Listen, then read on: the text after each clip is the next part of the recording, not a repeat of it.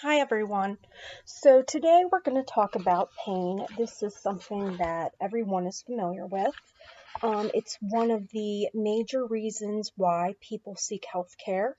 You need to assess pain and communicate with the healthcare provider, ensure initiation of adequate pain relief measures, and evaluate effectiveness of interventions and advocate for those who are in pain.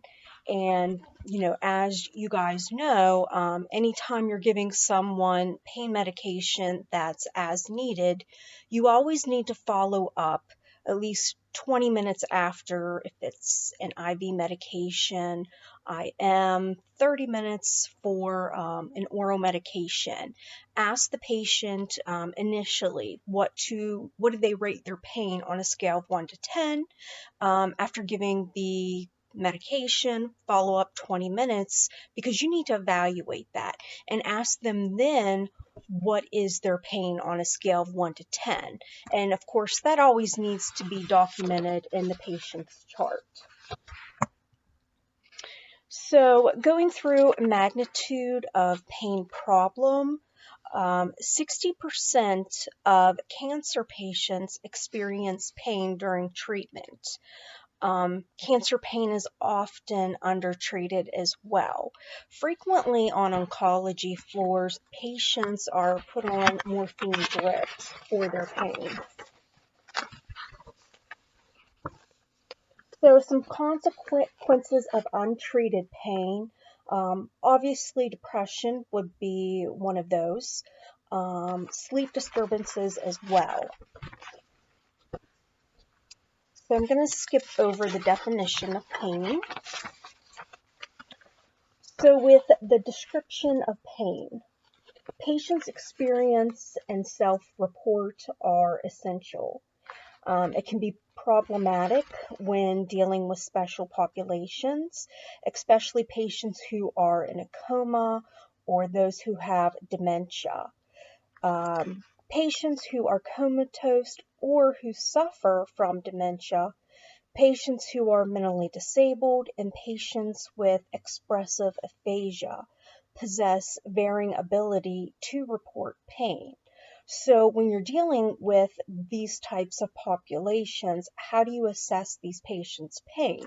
Well, for one, you're going to look at the patient's facial reaction. Is the patient grimacing? Is the patient, maybe if they have dementia, do they seem more agitated, irritated? Are they becoming combative? So you have to look at behavior. Also, things that you look at is the patient guarding. Maybe they're guarding their arm, their abdomen. Other things patients can do, especially with dementia, is that they pace back and forth. So those are things that you need to think about, especially with your elderly population. So with dementia, dimensions of pain, you have physiologic, which can be genetic, anatomic, affective, that's an emotional response to pain experience. It could be anger, fear, depression. Cognitive, this relates to a patient's beliefs, attitude, memories, and meanings attributed to pain.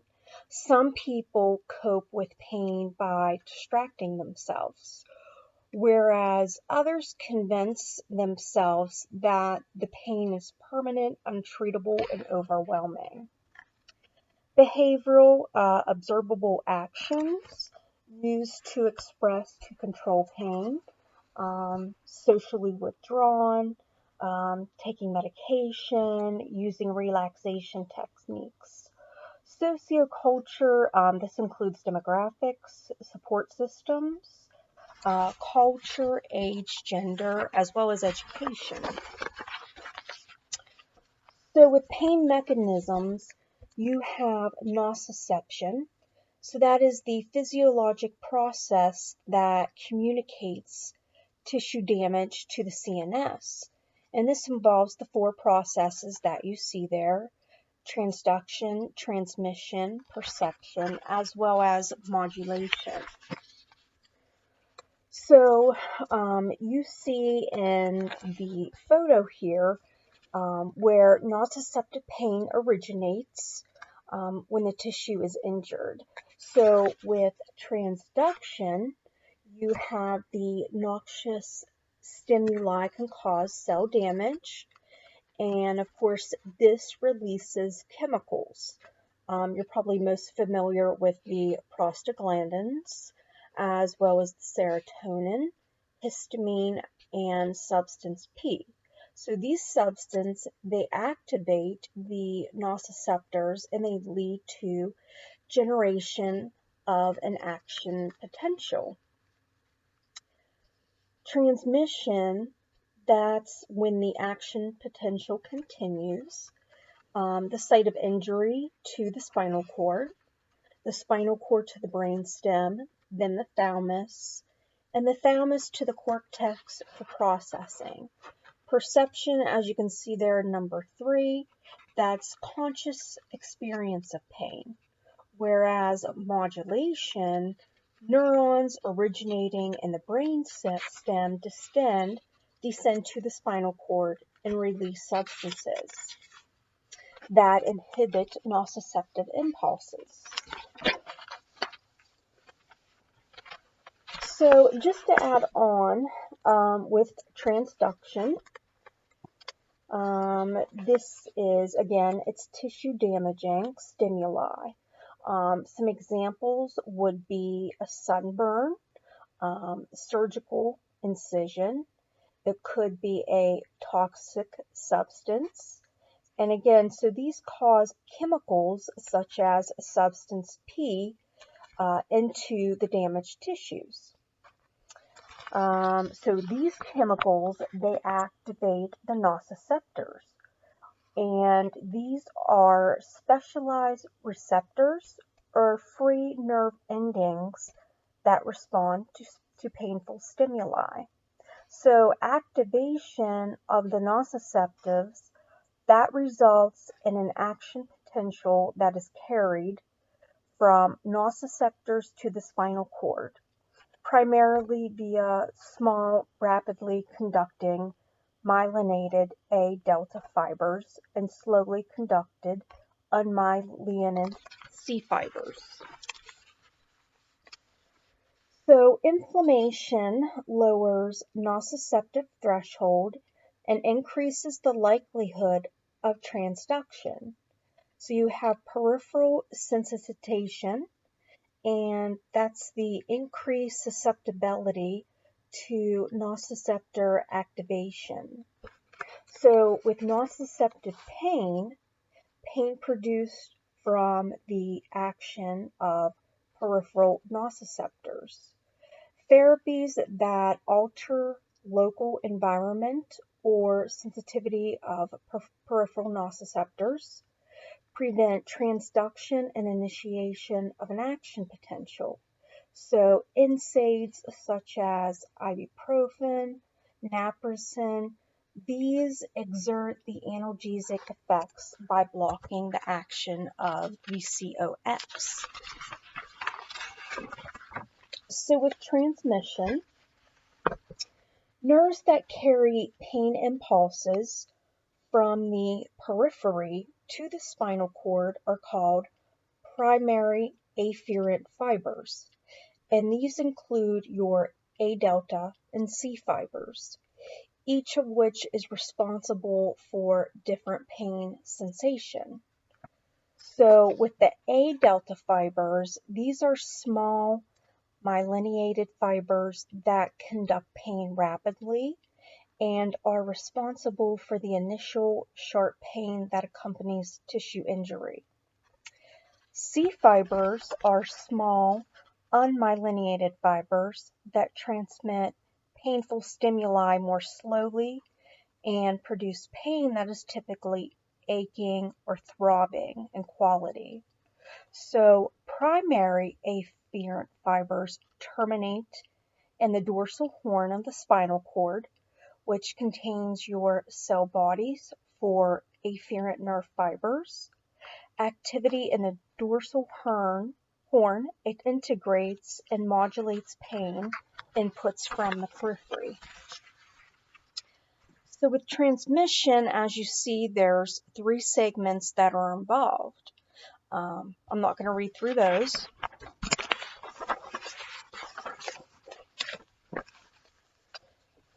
So with transmission, so what I'd like to add to this, just an example. So an afferent fiber from the great toe travels from the toe through the 5th lumbar nerve root into the spinal cord. Spinal dermatomes, you see the picture there where you see your cervical, thoracic, sacral. So the manner in which nerve fibers enter the spinal cord is central to the notion of spinal dermatomes. So dermatomes are the areas on the skin that are innervated primarily by a single spinal cord segment. The distinctive pattern of the rash caused by herpes zoster or shingles, typically across the back and the trunk, that's determined by the dermatome. So if you can see, if somebody has it, let's say shingles outbreak around T2, you would expect to see pain along the shoulder, possibly down the arm. Other things too, if you have, let's say you have a bulging disc in your neck in the cervical area, those patients as well can have pain down through the neck, and it can pain radiates down through the arm, and the patient can have numbness and tingling as well. So once nociceptive signal arrives in the CNS, it's processed within the dorsal horn. So neurotransmitters produce activation such as substance P, or inhibit GABA or serotonin activation of nearby cells. So exogenous and endogenous opioids bind to opioid receptors, blocking the release of neurotransmitters such as the substance P. So these produce an analgesic effect similar to morphine. So with transmission, allodynia, this is a normal sensory input that causes abnormal sensing and responses to painful or other stimuli. So clinically, central sensitization of the dorsal horn results in hyperalgesia, painful responses to normal stimuli, prolonged pain after the original noxious stimuli ends. That's often persistent pain, and the extension of tenderness or increased pain sensitivity outside of an area or injury to include uninjured tissue. So there's an expansion of nociceptive receptive fields or secondary hyperalgesia.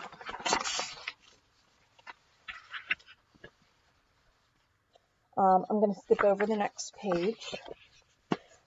So when we talk about referred pain, this can occur with injury or disease involving the visceral organs. So for an example, pain from liver disease is frequently located in the right upper quadrant, but it can also be referred to the anterior or posterior neck region, as well as your shoulder, and the patient can have pain in the flank area as well.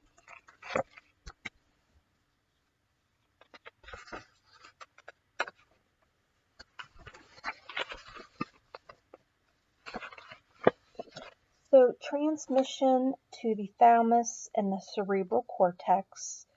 So fibers that of the dorsal horn enters the brain via two tracts, the spinothalamic tract, the spino-reticular tract, thalamic nuclei. These have projections into the cerebral cortex where the perception of pain is presumed to occur, and this is where the opioid analgesics work. So with the perception, this occurs when pain is recognized, defined, and assigned meaning. So cortical structures also are thought to be crucial to constructing the meaning of pain. Therefore, behavioral strategies such as distraction and relaxation strategies are effective pain-reducing therapies for many people. Meditation, imagery, these also affect pain perception. So by directing attention from the pain sensation, patients can reduce the sensory and affective components of their pain.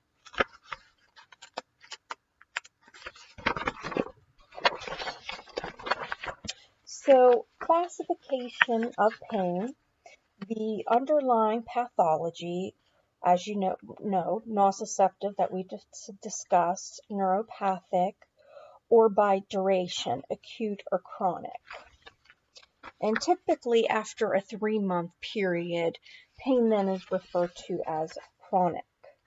So with nociceptive, you have damage to somatic or visceral tissue. So again, this could be a surgical incision, a broken bone, or arthritis. And this type of pain responds to opioids as well as non-opioid medication. Somatic pain is often further characterized as superficial or deep. So with superficial pain, this arises from the skin, your mucous membranes, subcutaneous tissue, and it's often described as sharp, burning, or prickly. So deep pain, this is characterized as aching, throbbing, and this typically originates in the bone, the joints, the muscle, as well as connective tissue. With visceral pain, this comes from the activation of nociceptors in the internal organs and lining of body cavities, such as the thoracic and abdominal. So with visceral nociceptors, it responds to inflammation, stretching, and ischemia. Stretching of hollow viscera, such as the intestines or the bladder, that occurs from tumor involvement or obstruction, and it produces typically a cramping sensation. With neuropathic pain, and obviously everyone's familiar with this, you have damage to the peripheral nerves or your CNS. It's often described as a hot, burning, shooting, or stabbing pain. So some common causes of neuropathic pain include trauma, inflammation, metabolic diseases, a big one is diabetes, infections. Some examples of neuropathic pain conditions include like the phantom pain limb sensation if someone's had that amputated, diabetic neuropathy, as well as trigeminal neuralgia.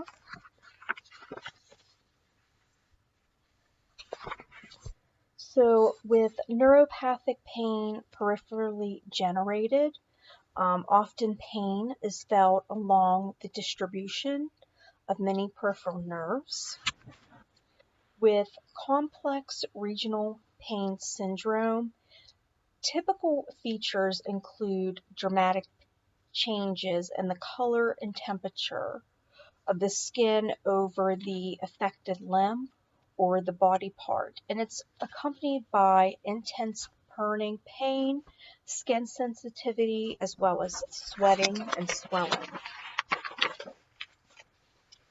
So the multimodal approach, you have adjuvant analgesics, such as your tricyclic antidepressants, your serotonin norepinephrine reuptake inhibitors, the SNRIs, as well as anti-seizure drugs. So with acute pain and a chronic pain, the differences are based on the cause, the course, the manifestations, as well as the treatment. So with acute pain, this is a sudden onset, can last less than 3 months. It can be described as mild to severe. It's precipitated event or an illness. So some examples of acute pain include post-op pain, labor pain, trauma from a laceration, a fracture, or a sprain. It could be due to an infection due to bladder cystitis or acute ischemia. Acute pain that persists can ultimately lead to disabling chronic pain. So an example of that would be pain from shingles, and that's referred to as post-herpetic neuralgia. So obviously the treatment goal of acute pain, obviously you want the patient to be free of pain and get the pain under control. So typically what you see with the sympathetic nervous system, you would expect to see an increase in the patient's heart rate, respiratory rate, as well as blood pressure. So anyone who has acute pain, again, you're going to ask the patient to rate their pain on a scale between 0 to 10 prior to giving them any pain medication. If the patient cannot communicate that to you due to dementia, you would need to describe their behaviors. Are they pacing? Are they grimacing? Are they guarding? With chronic pain, this is persistent pain that lasts over a 3-month duration. And so chronic pain, it does not go away. It's characterized by periods of waxing and waning. So it may be worse at certain times of the day, and other times the patient may feel some relief. So behavioral manifestations, perhaps maybe this patient has decreased physical movement, their activity is not the same. Maybe they used to go to the gym and now they don't anymore. Perhaps they don't exercise. They may be more fatigued. Patients become depressed. Maybe it's interfering with their job description. So with anybody who has chronic pain, you wouldn't want to ask them to rate their pain on a scale of 0 to 10. You would want to ask the patient, does the pain keep you from doing things that maybe you enjoy? For chronic pain, patients are encouraged to set functional goals, such as being able to perform activities of daily living. Are they able to participate in hobbies? So chronic pain, this can be disabling. It's often accompanied by anxiety and depression. So with pain medication, ibuprofen, amitriptyline, and oxycodone. These are appropriate medications for long-term pain management. Meperidine or Demerol, that's contraindicated in chronic pain because it forms a metabolite that is neurotoxic, and it can cause seizures when used for prolonged periods.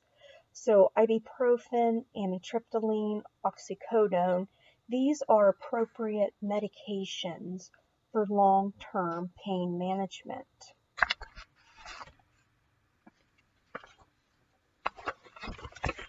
And also patients who have chronic pain, you often have to discuss with them, they need to take breaks in between activities. You know, if you're doing housework, obviously you don't want to clean your house in one day. You know, maybe do a few rooms at a time. So I'm skipping over a couple slides of pain assessment and going to elements of multidimensional.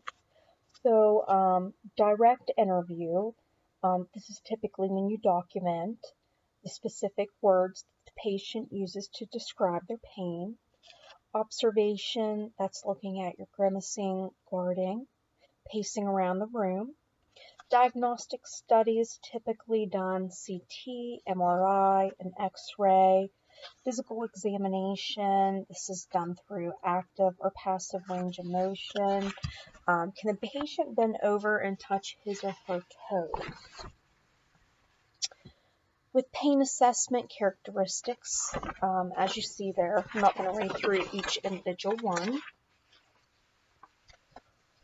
So with pain onset, this is often unidentifiable. Patients with acute pain resulting from injury, acute illness, or treatment such as surgery, typically they know when the pain exactly began. Those patients with chronic pain, they may be less able to identify when the pain started. So pain duration, this is information that will help determine if the pain is acute or chronic, and this will assist in identifying the origin of pain. So, for example, a patient with advanced cancer who has chronic lower back pain from spinal stenosis reports a sudden severe pain in the back that began maybe 2 days ago. And the pain may be constant or intermittent. With incident pain, it can be episodic or procedural pain from an injection in the spine, as well as a dressing change. With pain characteristics, breakthrough pain, often you are medicating patients with breakthrough pain. So maybe you gave the patient a dose of Demerol 25 IM, and the doctor or healthcare provider may order for breakthrough pain perhaps Percocet or Vicodin every 6 hours as needed. End of dose failure. This signals the need for changes in the dose or scheduling of the analgesic. So a patient may be on a Duragesic patch for chronic pain, but they also may have Percocet ordered for breakthrough pain. So sometimes with end of dose failure, pain medication duration, or the patient may need to discontinue medication and be put on a new medicine. Location of pain. Again, as you well know, pain can be referred. It can radiate from a different site. So someone who is having angina pectoris is known to radiate from the chest to the jaw or down the left arm. Sciatica, that's a pain that follows the course of the sciatic nerve. So it may originate from the joints or the muscles around the back, or from compression or damage to the sciatic nerve. And of course, you can see from the next slide where the areas of referred pain are. So I think I'm going to stop here on pain assessment, and we'll pick up in another video.